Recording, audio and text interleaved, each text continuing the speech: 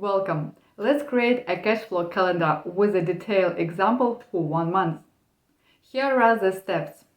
Set the starting cash balance. In our example is $1,000.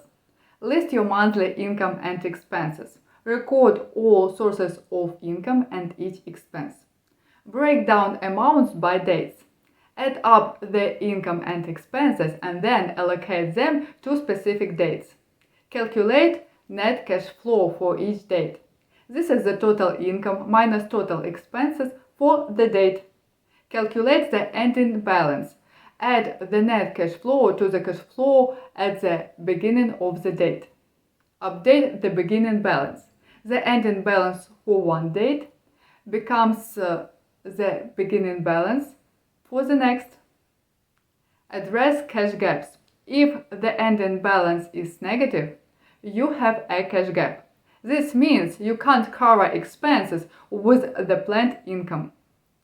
Consider adjusting expense dates, negotiation with vendors, or finding additional income sources.